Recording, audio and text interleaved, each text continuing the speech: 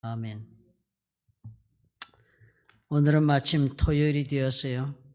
우리가 예배 준비하는 몇몇 분들을 수고하고 또 홀로 기도하는 것보다는 같이 기도하고 힘을 실어주겠다고 우리 성도님들이 오셨습니다. 먼 데서도 오시고 또 그리고 바쁜 일정 가운데 또 피곤한데도 오늘 저녁에 나왔습니다. 다들 감사드리고 오늘 우리가 함께 또 기도하는 기쁨을 우리 또 누릴 수 있기를 바랍니다. 오늘은 미리암의 삶을 한번 살펴보십시다. 미리암은 하나님 앞에 넘치는 은사를 받았으나 그 은사가 그에게 위험의 칼이 되었던 사람이었습니다. 오늘 그 말씀을 우리가 읽었습니다. 사실 이 미리암이라고 적은 이 이름은요, 영어에는 메리라는 이름과 같습니다. 또 마리아, 그렇게 부르는 라틴어와도 같고요, 미리암느라는 이름과도 같은 뜻입니다. 그래서 이 모든 이름이 미리암이라는 이름은요, 그 뜻이 쓰다, 달다, 쓰다 할 때 쓰다, 비터네스, 그런 뜻이랍니다. 사실 오늘 이야기 읽은 것을 가만히 살펴보니까 어때요? 미리암의 삶이 끝이 그렇게 쓴 인생으로 끝난 것이 보여집니다. 믿음이 좋은 부모 밑에서 태어난 맏딸이었습니다. 모세가 태어날 때는 미리암의 나이가 아마도 12살 혹은 13살, 그래서 12살 정도로 그렇게 추정을 합니다. 모세가 태어나기 전에 아론이 약 한 3년 전에 태어나서 3살 정도가 되었고, 그리고 그의 모세가 태어났으니까 나이 차이가 그렇게 12살, 3살의 형제들이었습니다. 미리암은 평생을 독신으로 지낸 여자입니다. 그래서 미리암은 평생 독신으로 살면서 자기가 무슨 가정을 이루고 또 그리고 자기 삶을 충실하게 하기 위해서 산 사람이 아니라 국가를 위하여 이스라엘이라는 나라를 세우고 그 나라를 위하여 헌신하는 애국적인 그런 신앙인이었습니다. 우리나라의 유관순 혹은 또 나이팅게일 같은 그런 사람과처럼 그렇게 독신으로 살면서 자신의 삶을 하나님께 그리고 나라에 바친 그런 여자였습니다. 이 미리암이 12살 때 어렸을 때 모세가 강물에 그렇게 버려졌을 때요, 누이 미리암이 출애굽기 보니까 그 나일강 갈대숲에 그 아기를 담은 갈대 상자를 놓았을 때 그곳 가까운 곳에서 있었다고 성경이 적습니다. 더 숨길 수가 없게 되며 그를 위해 갈대 상자를 가져다가 역청과 나무 진을 칠하고 아기를 거기 담아 나일강과 갈대 사이에 두고, 나일강물 흐르는 그 강둑변으로는 갈대들이 많이 자라니까요. 거기다가 어머니가 갖다가 이제 상자를 내려놨습니다. 그랬으니까 먼 곳에서 그 나일강과 갈대 사이에 그 놓아둔 상자를 주시하면서 먼 곳에서 그의 누이가 어떻게 되는지를 알려고 멀리 서 있었다 그랬습니다. 먼 곳에서 그 강물에 떠내려가고 이러고, 그 다음에 아마 나일강가에는 그때는 아마 이 미리암이 보기로는 애굽의 공주들이나 시녀들이 간혹 나와서 목욕다고 하니까 혹시나 무슨 일이 생길 수 있나 하는 그런 자기 나름대로의 기대를 가지고 무슨 일이 일어나나 보려고 그랬으니까 마음속에는 무슨 일이 일어날 것이다 하는 기대를 가지고 있었습니다. 영어 성경에 그렇게 적혀 있어요. To see what would happen to him. 그 모세에게 무슨 일이 일어나는지를 보고 싶어서 그래서 먼 거리에서 서 있었다 그렇게 적습니다. 대단히 영리한 그런 여자아이였습니다. 그 당시에 그 강둑에서 그런 기대를 가지고 보고 있었는데요. 그 강둑에서 그래서 그 상자가 흘러가더니 바로의 딸이 목욕하러 나일강으로 내려오고 시녀들이 또한 나일 강가를 거닐 때에 갈대 사이에 걸려있는 상자를 보고 시녀를 보내서 가져오라 그래서 그 공주가 그 상자를 열어보니까 상자가 닫혀있다 여니까 아기가 울었습니다. 그래 그 아기 우는 울음소리를 듣고 애굽의 공주가 마음에 불쌍히 여겨 이러면서 이는 히브리 사람의 아기구나. 요즘 아기를 키울 수 없으니까 이렇게 버렸구나 하는 생각이 들어서 애굽 공주가 불쌍한 마음이 일어가지고 그래가지고 그 아기를 상자와 아기를 걷어들였습니다. 그러자 이 모습을 보고 미리암이 기회를 놓치지 않고 담대하게 달려갑니다. 주저하지 않고요. 보통 이런 사실 미리암은 히브리 종려의 가정의 딸이잖아요. 그리고 상대방은 애굽의 공주니까 신분의 격차가 엄청납니다. 그러면 대단히 영어로 말하면 intimidate, 기가 죽어가지고 가까이 갈 수 없는 자리예요. 그런데 미리암은요, 참이 하나님을 믿어서 담대함이 있는 그런 아이였음에 분명합니다. 그 모습을 보고는 달려갑니다. 그리고서는 그의 누이가 바로의 딸에게 말을 하기를 이렇게 말을 해요. 내가 가서 당신을 위하여 히브리 여인 중에서 유모를 불러다가 이 아기에게 젖을 먹이게 하리이까. 이 아기를 건져가니까 애국 공주가요, 당신이 이 아기를 키우려고 생각한다고 미리 내정을 하고 말을 했습니다. 세일즈도 이렇게 하면 아주 잘하는 거예요. 상대방에게 자기 물건을 소개하면서 이 물건 당신이 이미 샀다고 느끼게 만들고 물건 내용을 설명하면요, 그 장사된 것입니다. 그런데 이 미리암이 이런 정도의 아이예요. 미리 다 이 공주가 이 아이를 다 자기 아이로 가지고 가서 키울 것을 그렇게 내정하고 생각하도록 만드는 발언까지 하면서 유모를 불러드릴까요? 유모가 있으면 키울 수 있지 않겠습니까? 라고 불편함을 덜어주려고 참으로 기지에 찬 질문을 이 미리암이 했어요. 똑똑한 아이, 보통 아이가 아니죠, 그죠? 자신의 신분도 말하지 않고 이 소녀는 당차게 그 마음속에 동생에 대한 강한 애착이 아마 이런 행동을 두려움 없이 하게 했는지도 모르겠습니다. 그런 제안을 하고 이 상황이요, 12살 소녀가 말하는 대로 이제는 전개되기 시작을 합니다. 바로의 딸이 그 말을 듣고서는 답을 하기를요, 가라. 그 소녀가 가서 그 아기의 어머니를 불러왔다. 모세의 생모를 불러온 것입니다. 세상에. 그래서 바로의 딸이 그 생모를 보고 유모인 줄 알고 그 아기를 데려다가 나를 위하여 젖을 먹이라. 내가 그 삭슬 주리라. 이 아이 데리고 가서 젖 먹여 키우라. 젖 뗄 때까지 하면 젖 먹여 키우라고 위탁 양육을 한다고 생각하고 아이를 맡겼는데 사실은 그게 뭐예요? 어머니가 아이를 도로 돌려받았는데요, 이번엔 양육비까지 그 원수들의 손에서 받습니다. 내가 그 삭슬 주리라. 여인이 아기를 데려다가 젖을 먹였다. 참 놀라운 거예요. 요즘 우리 아기 젖 먹이는 금방 끝납디다. 이유식하고 이러지만 예전에 고대사는 젖을 먹이는 것이요, 3살도 하고 어떤 애는 5살도 어떤 애는 6살까지도 젖을 먹입니다. 그 옛날에는 젖 뗐다 그러면 벌써 나이가 다단히 들었어요. 철이 들 만큼 애가 자랐을 때 젖을 뗍니다. 이유식 이런 과정이 대단히 늦습니다. 그러니까 이 모세를 다시 돌려받아서 유모로 돈을 받으면서 궁중에서부터 주는 양육비를 받으면서 요게벳이 자기의 아들을 키웠습니다. 그 아들을 키우는 동안에 성경은 나중에 이 행동을 보고 모세의 행동을 보니까 그 어머니가 틀림없이 자기 아들에게 히브리인으로서 살아야 하고 알아야 할 하나님에 대하여 많은 이야기를 했던 것이 분명합니다. 그랬으니까 나중에 모세가 그 히브리인의 박해를 받는 것 보고 분함을 여겨서 그 십장들을 쳐 죽이는 그런 일을 하지 않습니까? 이 영년 맏딸 덕분에요, 지금 놀라운 일이 전개가 돼가지고 그렇게 미리암이 보니까 참 이 보통 사람의 일이 아니라 분명 하나님께서 계획을 진행하시고 이루시기 위해 미리암을 성령께서 임하셔 감동 감화시킴으로 이렇게 말하고 행동하게 했던 것이 분명하게 보여집니다. 그리고 사태가 발전했습니다. 그리고 모세를 이제 젖 먹이고 키워가지고, 모세라는 이름은 그 애굽 공주가 지어진 이름이니까 애굽 이름이죠. 히브리 이름이 아니고 그 애굽의 말로 모세, 물에서 건졌다는 뜻으로 그렇게 해서 그렇게 모세를 키웠는데 그 아기가 자랐습니다. 출애굽 2장 10절에 보니 그 아기가 젖을 때미가 아니고 그 아기가 자라매 많이 자랐어요. 엄마 품에서 바로의 딸에게로 데려갔다. 그때서 데려오라 그래서 데려간 거예요. 그가 그의 아들이 되니라. 바로 공주의 아들로, 양아들로 들어갔습니다. 그가 그 이름을 모세라 하여 이르되 이는 내가 그를 물에서 건져내었음이라 하였더라. 참 대단한 일을 이 미리암이 하나님 앞에 쓰임받지 않았습니까? 이렇게 해서 모세가 이제 미디안 광야로 가서 미디안 광야에서 40년 동안 유배 생활 하듯이 그 광야 생활 하지 않습니까? 목동으로. 그래서 모세가 다시 하나님의 부르심을 받고 애굽으로 돌아왔을 때 모세의 나이는 80세입니다. 그러니까 그렇게 돌아와서 출애굽 과정을 다 준비하고 그렇게 하고 하는 모든 일에 모세가 80세였으면 미리암이 살아 있었으니까 92세였쯤 됐겠지, 그죠? 그래서 대단히 나이가 진행했던 나이에 이 미리암이 사역을 같이 모세와 함께 시작을 한 것입니다. 이 미리암의 이름이 성경에 다시 등장하는 것은요, 홍해의 사건이 있고 난 다음입니다.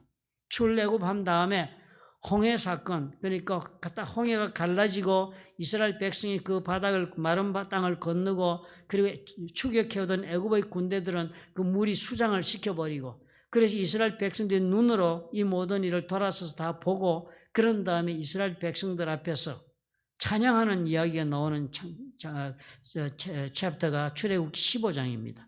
그 15장에 이제 선지자 미리암으로 이름이 나타나기 시작을 합니다. 그 15장 보면은 시작이요, 그런 사건이 있었으니까 모세와 이스라엘 자손이 이 노래로 여호와께 노래했다 그랬습니다. 하나님의 찬송하는 노래를 부르는데 그 가사가 대단합니다. 내가 여호와를 찬송하리니 그는 높고 영화로우시며 말과 그 탄자를 바다에 던지셨음이니이다. 하나님의 그 위대하신 능력에 대해서 찬송을 하면서 2절 이렇게 부릅니다. 여호와는 나의 힘이요 노래시며 나의 구원이시로다. 이거 우리 복음성가에서 우리 부르는 노래 아닙니까? 그는 나의 하나님이시며 내가 그를 찬송할 것이요 내 아버지의 하나님이시니 내가 그를 높이리로다. 이런 찬양을 막 온 국민들이 다 한 소리로 모세가 지어준 노래를 불렀습니다. 그러자 미리암이요.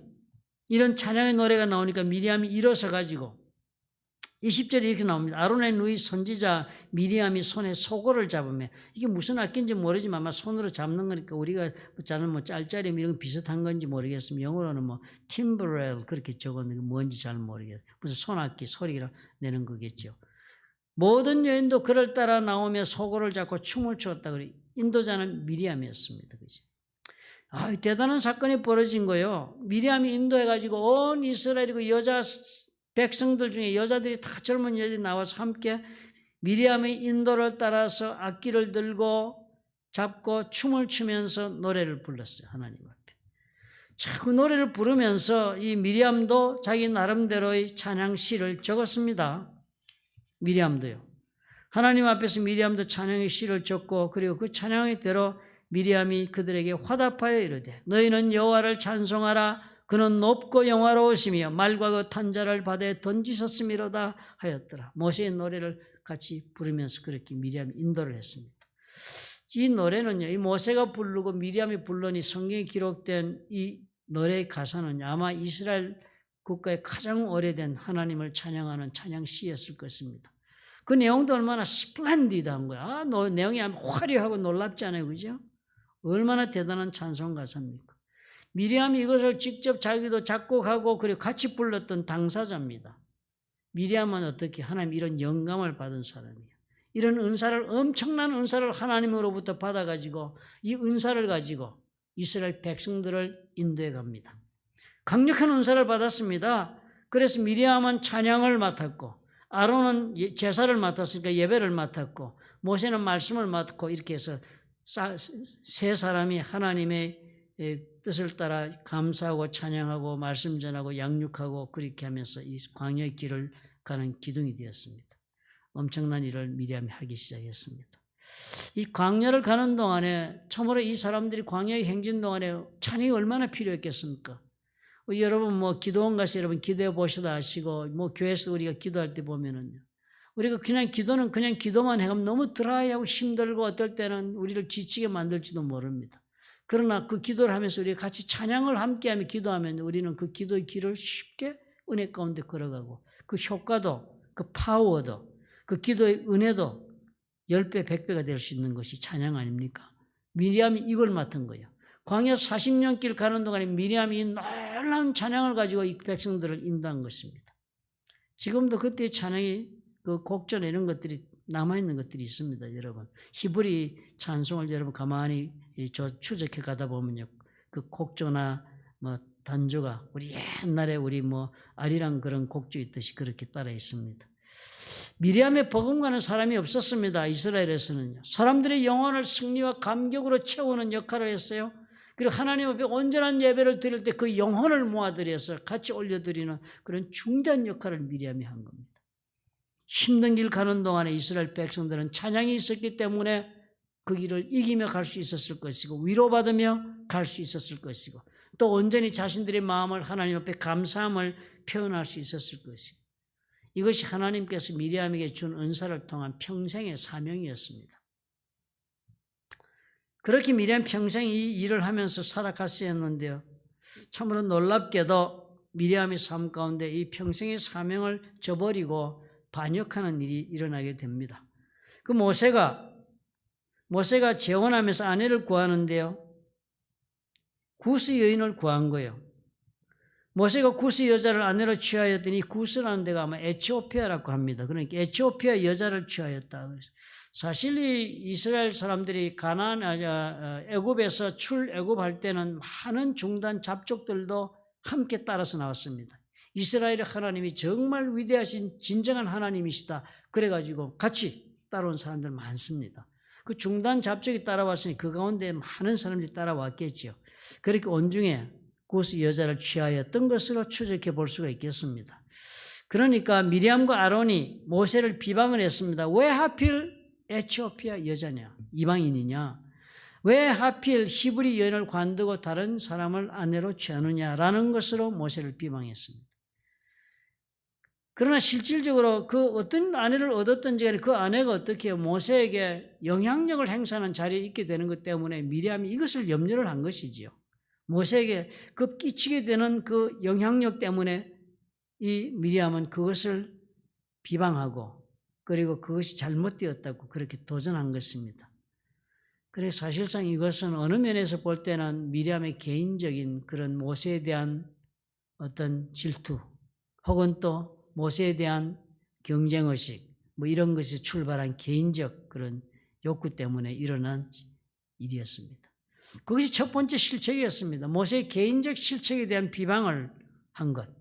두 번째로 미리암이 한 것은 정면으로 모세의 지도자로서의 권위에 도전한 것입니다.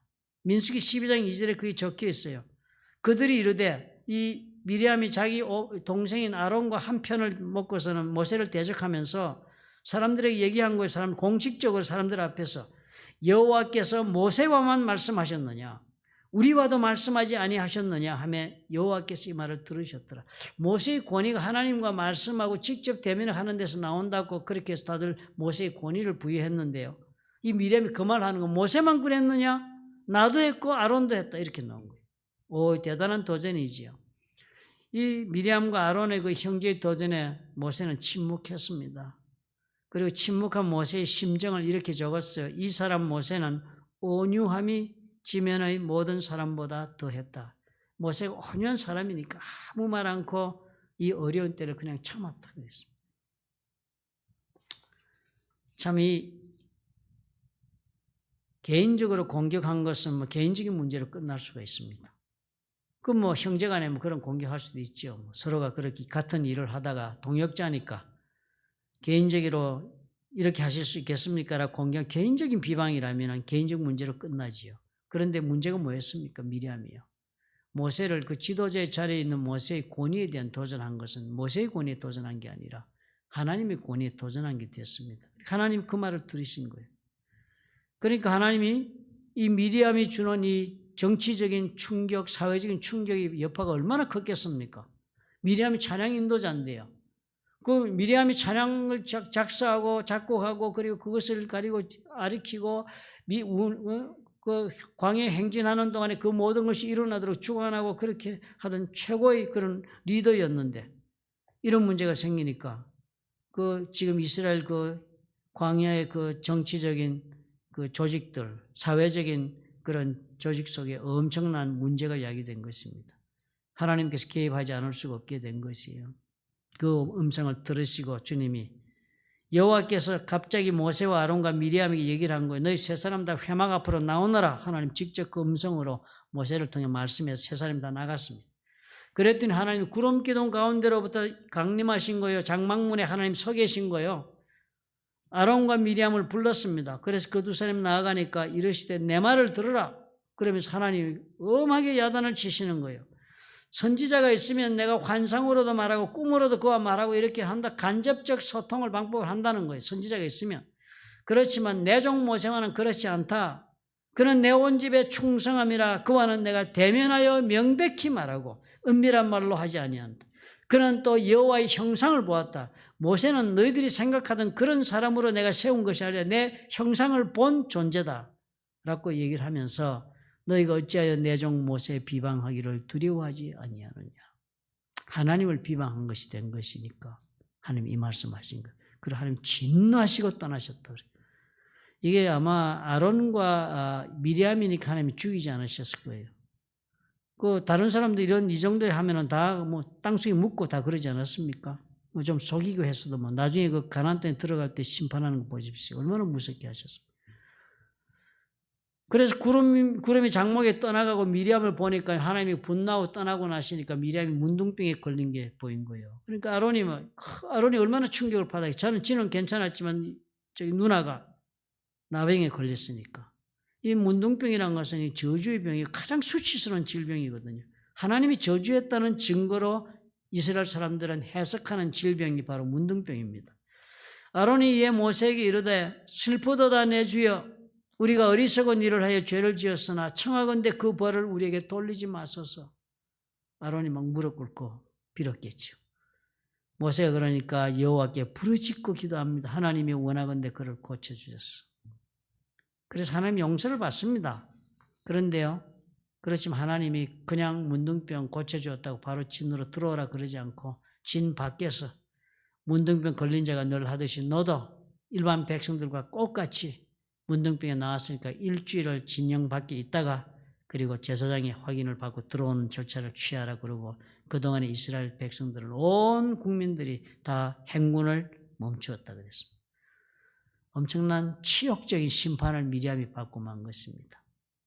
미리암의 실수가 엄청난 결과를 가져왔어요. 그리고 이 사건 이후에 미리암은 성경에서 별다른 기록을 찾을 수가 없어집니다. 미리암의 죽음에 대한 기록이 나옵니다. 그 다음에 모세는 어땠습니까? 모세는 바위를 2번 치면서 화를 낸 것 때문에 가나안에 들어가지 못하는 그런 판단을 받았고요. 그래서 광야에 죽었는데 미리암은 이렇게 광야에서 죽고 아론도 죽고 그랬습니다. 가데스 바네아에서 이 세 형제가 다 약속의 땅을 보지 못한 때 죽었어요. 무엇이 문제였습니까? 미리암이 이렇게 되고 또 모세도 그렇게 된 것도 동일한 내용입니다. 무엇이 문제였습니까?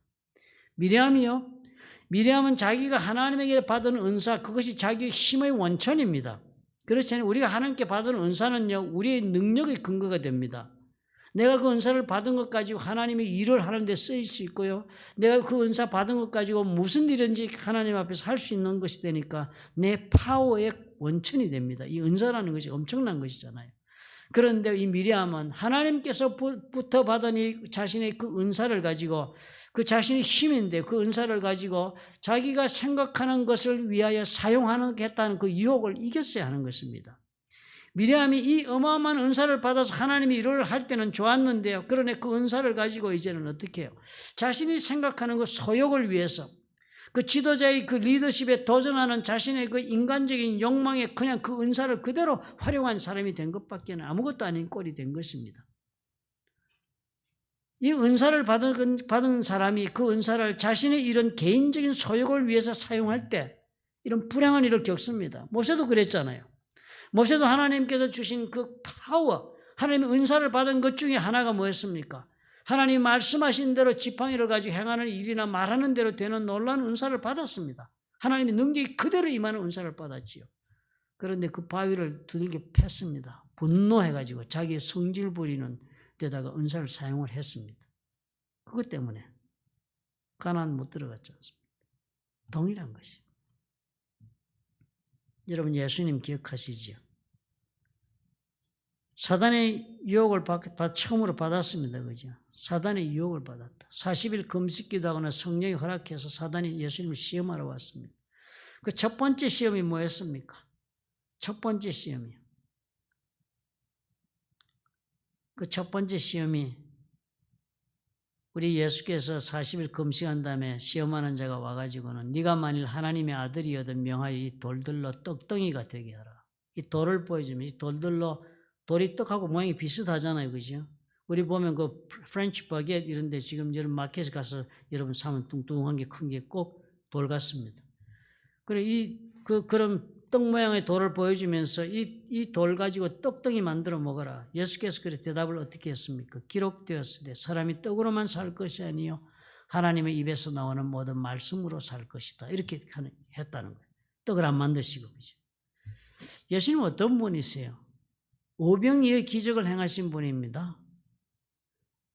오병이요, 떡덩어리 5개, 물고기 2마리 가지고 5,000명을 먹이는 이런 기적도 마음껏 행하셨던 분이고 2번씩 그렇게 행하셨습니다.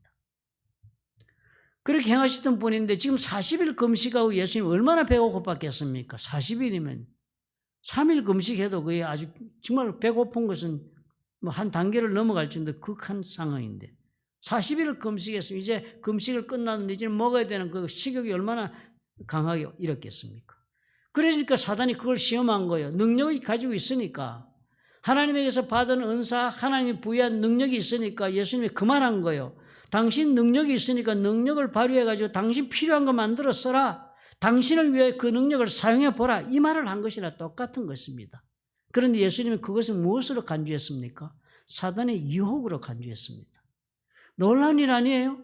자기 자신이 그렇게 배고프고 필요하지만 자기 능력, 하나님께서 허락받은 권위와 그 능력으로 자기가 가지고 있는 그 은사의 그 힘의 능력은 자기 자신의 필요를 위해서 예수님은 사용하기를 거부했던 것입니다. 그리고서 어떻게 해요? 다른 굶주린 사람들이나 다른 불쌍한 사람들에서 그 은사를 먹이고 입히는 것을 얼마든지 주저함이 없이 은사를 사용했어요. 이것을 우리가 보아야 합니다. 사단이 우리를 향한 가장 첫 번째 큰 유혹이 뭐겠습니까? 저와 여러분에게. 우리가 우리 하나님으로 부여받은 은사로 인한 나의 삶의 능력이요. 그 능력을 내 자신을 위해서 써라 하는 것이 사단의 첫 번째 유혹인 것입니다. 미리암이 어떻게 해요? 이제까지 그러지 않았지만 이제 걸려든 거예요. 이제 걸려든 거야. 영적으로 해이하고 영적으로 교만해졌고 영적으로 모세와 같이 비교해서 이기고자 하는 그런 질투심도 있고 그러다 보니까 자기 자신을 위하여 자기의 은사가 주는 파워를 그대로 행사한 것입니다. 은사의 칼을 휘둘렀어요. 그냥 그대로. 온 나라의 여론을 그냥 뒤적거리고 그냥 온 나라를 그냥 뒤집어 놓았습니다. 그것 때문에 하나님이 지적하신 거예요. 바로 이것입니다. 우리가 하나님 앞에서 우리가 받은 은사, 하나님이 나에게 주신 능력을 나를 위해서 사용하고 많은 사람이 되면은 타락한 은사자요, 타락한 하나님의 일꾼이 되고 마는 것입니다. 예수께서 그래서 그런 부탁하는 거예요. 마태복음 10장 7절과 8절 여러분 다 암송하고 계시죠. 가면서 전파하여 말하되 천국이 가까웠다 하고 하나님 일하고 이렇게 가는 길에서 병든 자를 고치며 죽은 자를 살리며 나병 환자를 깨끗이 하며 귀신 들린 자를 쫓아내고 그러지 뭘 하라고 했습니까? 그런 능력, 그런 은사를 막 활용해서 하나님 역사를 그런 기사와 이적을 행하라. 그래 놓고 끝에 뭐라고 말씀하셨습니까? 너희가 거저 받았으니 거저 주라 그랬어요. Freely you have received, freely give. 그냥 너희들이 은사를 준 것이니까 그 은사는 대가를 받지 말고 그냥 주어라. 주어라. 병든 자 고치는 것이 내를 위한 것입니까? 병든 자를 위한 것이잖아요. 죽은 자 살리는 것은 그 사람에게 생명을 주는 거예요. 나병 환자 깨끗하는 그 사람의 유익함이요. 귀신을 쫓아내는 것도 그 자를 위한 거죠. 나를 위한 것이 아니죠. 은사를 가지고 행하는 자의 것이 아니다. 너는 그 은사를 다 거저 받았으니까 거저 주라. 그렇게 하신 거예요. 얼마나 이 말을 예수께서 강력하게 말씀하고 있습니까? 마태복음 10장 9절에는 계속해요. 그 말씀을. 너희 전대에 금이나 은이나 동을 가지지 말라. 전대란 말은 지갑이지 그죠? 여러분이 메고 다니는 핸드백 그리고 들고 다니는 가방 백팩 이런 데에다가 금이나 은이나 동 이런 거 넣지 마라. 돈 넣고 다니면 사람들이 그거 보고 또 돈 넣어준다 거기다가. 그런 거 받지 마라. 여행을 위해서 이런 배낭도 매지 말고 옷도 두 벌도 하지 마라.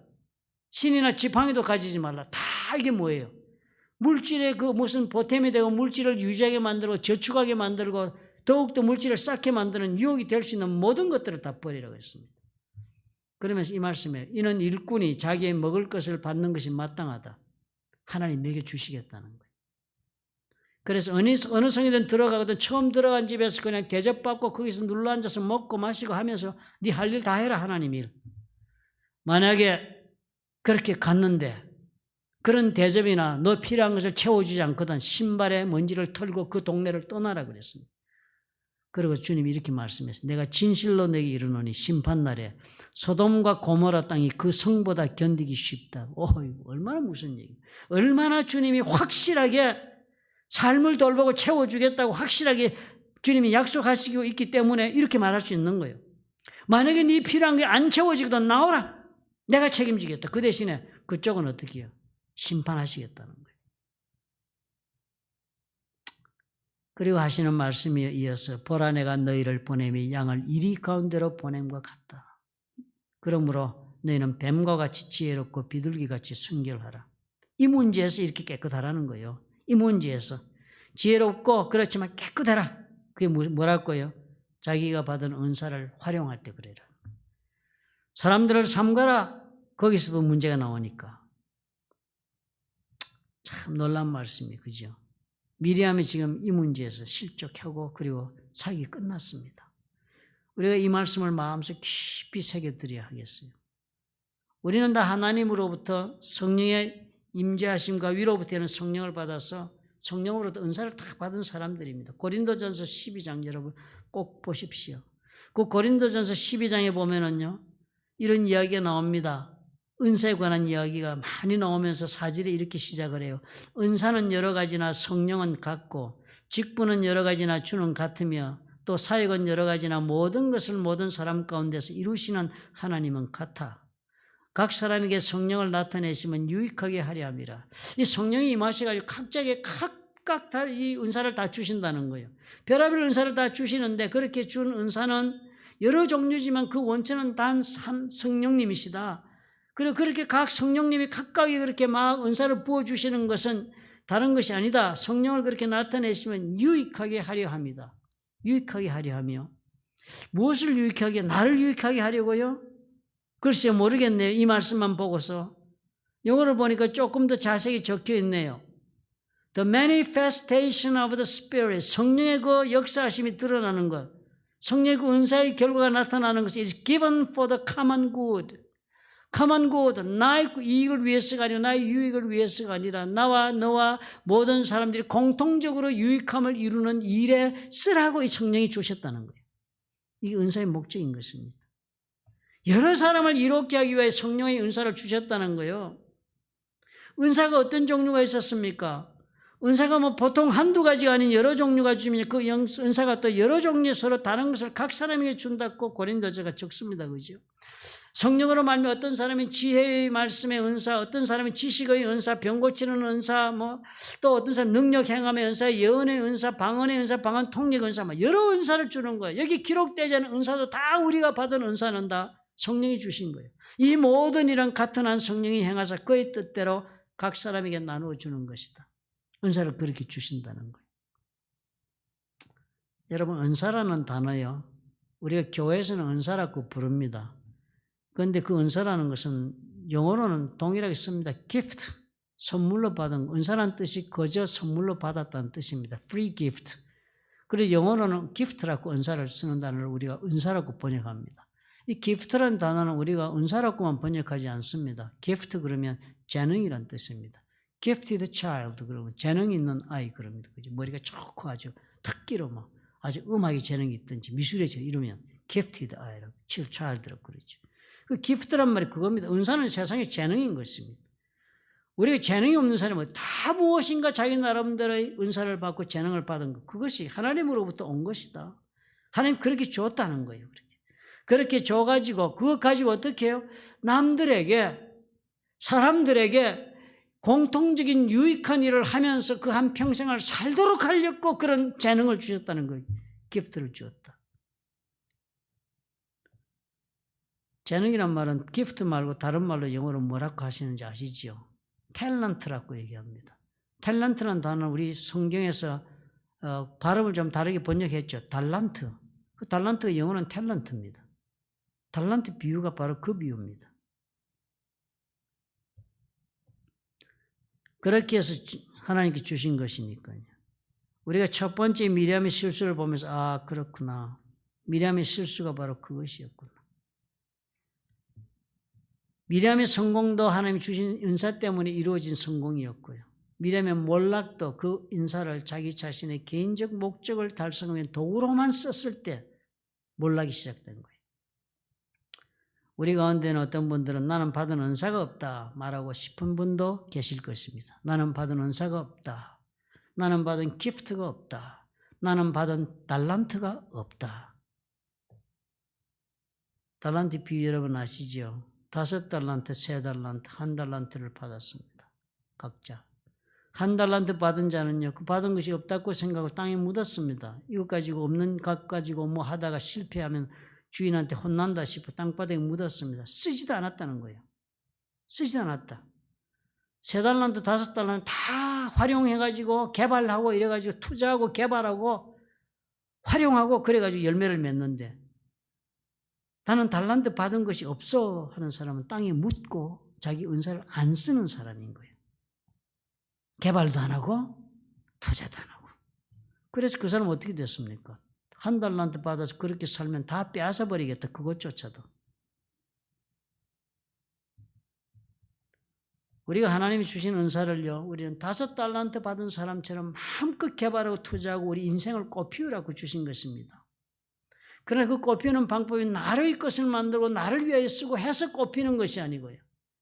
하나님이 원하시는 대로 세상을 향하여 쓸 때 우리가 그 은사를 통해서 귀하기도 되고 높아지기도 하고 영향력도 발휘하고 그리고 또 부자가 되기도 하고 관계에서 풍성함을 누리기도 하고 하는 이런 좋은 일들이 벌어지는 것입니다. 이기적인 생각 속에 우리가 빠져가지고요. 그 은사를 가지고 하나님의 뜻을 따라 남을 위해 쓰기를 싫어하는 것이 그것이 사단이 나에게 주는 유혹이다. 이 생각을 해야 돼요. 그리고 그것을 잊어버리면 이 은사의 목적을 잊어버리고 그러면 우리는 몰락하기 시작한다. 어떤 자리까지 내가 성공해 왔더라도 그 자리에서 나는 추락이 시작되는 거예요. 그러니까 오늘 우리가 기도해 하시는 동안 여러분, 이 문제 여러분 고뇌 한번 하셔야 합니다. 하나님을 위해서 나는 내가 받은 은사를 정말 최대한대로 사용하겠다고 생각하고 인생을 살고 있나? 우리 각자의 스스로 물어보는 기회가 되었으면 너무 좋겠습니다. 왜냐하면 그것이요, 내 인생의 모든 것을 결정할 수 있는 요인이 된다는 것이 보이니까요. 두 번째 미리암이 저지른 잘못은 자신에게 특별한 은사를 주신 것에 대한 망각이었습니다. 남들과는 다른 나에게만 준 은사에 대한 망각이었습니다. 모세는 모세의 은사예요. 그 모세의 은사가 미리암에게 필요하지 않습니다. 미리암에게는 미리암의 은사가 필요한 거지요. 또 그 아론은 아론의 은사가 필요한 것이지요. 각자 자기 자신에게 주는 은사는 다른 거예요. 왜? 하나님이 쓰고자 하는 목적이 다르고 쓰고자 하는 이루고자 하는 계획이 다르니까 주시는 은사가 다른 거예요. 고린도서 그래서 은사가 다 다르다 하는 얘기를 몇 번씩 강조하게 합니다. 어떻게 은사가 다 같을 수가 있겠느냐?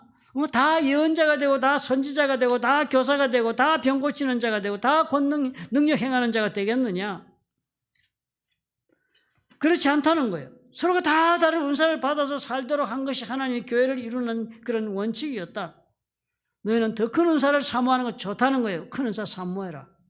그러나 같은 것을 그렇게 구하려고 애쓸 건 없다. 준 것이 무엇인지를 알고 살아라 그런 것입니다. 미리암 그걸 몰랐지요. 자기 것을 주셨으니까 자기가 받은 은사를 가지고 자기가 감당한 역할을 해야 되는데 그 역할을 넘어섰습니다. 자기가 할 수 없는 지경을 자기가 하겠다고 덤벼든 것이나 마찬가지입니다. 은사를 강하게 받은 사람들이 저지르는 교만한 모습이죠. 교만한 사람. 그렇기 때문에 은사를 크게 받았을 때는 그만큼 더 우리가 기도해야 되고 그만큼 더 살펴야 됩니다. 그만큼 더 자기 자신의 자리를 잘 지키고 있는지를 기도 가운데 돌아보면서 살아야 해요. 하나님께서 은사를 주신 것만 해도 감사하지 않습니까? 그러나 그 은사를 너무 과분하게 받아가지고 욕심을 품고 또 그 교만해지고 하는 실수는요, 우리들뿐만 아니라 미리암뿐만 아니라 초대교회에서도 흔하게 일어나는 문제 중에 하나였습니다. 고린도 교회. 사단이 역사하기 때문입니다. 사단이 바로 여기에 침투해 들어오는 거예요. 하나님이 다 준비하고 은사까지 주셨으니까 얼마나 훌륭하게 하나님을 위하여 그 삶을 드리고 자신의 인생을 꽃피울 수 있는 준비가 되었겠습니까? 사단이 거기를 그냥 놔두지 않는 거예요. 모든 것이 완벽한 에덴 동산에서 가장 왕성한 활약을 했던 사단이니까 저와 여러분의 삶 가운데 여기를 들어오는 것입니다. 그 속삭임에 우리가 주의해야 해요. 그러므로 이번 기회에 여러분 기도하시면서 이 질문을 하시고 정리해야 합니다. 자신에게 주신 은사를 묻어두어서는 안 됩니다. 그러나 그 은사를 쓸 때는 이기적인 목적을 위해 써서도 안 됩니다. 주인을 위하여 나에게 은사를 주신 그분을 위해 내가 이 은사를 쓰리라 하는 것이 하나님의 뜻을 따라 사는 사람의 첫 번째 모습이 되는 것입니다. 무엇을 하나님으로부터 받으셨다고 여러분 생각하고 사십니까? 그것이 무엇이라고 생각하십니까? 여러분 시간은 어떻다고 생각하십니까? 나의 생명을 이루고 있는 이 시간은 하나님의 거저받은 선물입니까? 그렇다면 그것도 은사에 해당합니다. 또 물질은 어떻습니까? 물질도 하나님께서 물질을 얻을 능을 주셔서 물질을 얻는 것입니다. 그러기 이것도 하나님께서 거저 주신 능력이니까 이것도 은사의 하나입니다. 또 하나님이 나에게 주신 사람과 사람들의 관계는 어떻습니까? 이거 내가 돈 주고 샀습니까? 아닙니다. 하나님이 주신 아무 대가를 지불하지 않은 선물입니다. 이것도. 내가 사람을 사랑하는 거예요. 이것도 하나님이 나에게 주신 사랑할 사람을 주신 선물입니다. 다 은사의 영역에 들어오는 것입니다. 그러면 여러분 이 문제를 어떻게 해야겠어요? 나의 시간을 나는 지금 어떻게 쓰고 있는가? 나의 물질은 지금 내가 어떻게 쓰고 있는가? 나의 사람을 나는 지금 어떻게 하고 있는가? 돌아보아야죠. 내가 사랑하는 사람을 위해 나는 그렇다면 나는 어떻게 하는 것이 옳은 것인가 생각해야죠. 나에게 주신 모든 것입니다. 그것은 하나님께서 주신 것이란 믿음으로 돌아볼 수 있어야 합니다. 내가 아무 대가를 지불하지 않고도 얻으니 놀라운 하나님의 선물, 이것을 가지고 내가 하나님의 나라와 그 의를 위하여, 하나님의 나라와 그 의를 구하기 위하여 쓸 수 있을까? 이 기도가 먼저 선행되어야 할 것입니다. 그런 기도 가운데 여러분 용기 내어서 자신의 삶을 5달란트 받은 사람처럼 시작할 수 있다면요, 그분이 복받은 사람이야. 그분의 생애는 하나님이 갚으시는 상급으로 채워지고 말 것입니다. 오늘 우리 기도하겠습니다. 좋으신 아버지 감사합니다. 은사가 없는 자가 누가 있습니까? 우리는 다 하나님 아버지로부터 놀라운 자기만의 숨겨져 있는 은사, 드러나는 은사, 기도하여 받은 은사, 하나님께서 거저 주신 은사들이 수도 없이 쌓여 있는데 우리는 한 번도 이 가치를 생각하지 않고 살아갑니다. 내가 원하는 것을 찾느라고 내가 받은 이 은사들을 활용하고 하나님의 역사 가운데 내 인생을 세울 수 있다는 놀라운 비밀을 내가 생각지 않은 채로 우리는 사랑 투정하며 물질 투정하며 세월 투정하며 살아갑니다. 불쌍히 여기주시옵소서. 이 환난의 때 우리가 다시 한번 깨어나게 도와주옵소서. 시간과 물질과 사람과 이 모든 나에게 주어진 이 모든 것들이 다 주의 선물이시라면 이것을 가지고 내가 무엇을 하며 살까? 깊이 고뇌하고 새로운 준비를 아버지 앞에 할 수 있는 우리가 될 수 있도록 축복해 주옵소서. 이 코로나의 고난이 그래서 이제는 우리 모두에게 놀란 변신의 그런 기회가 될 수 있도록 아버지 역사해 주옵소서. 감사하고 예수님 이름으로 기도합니다. 아멘.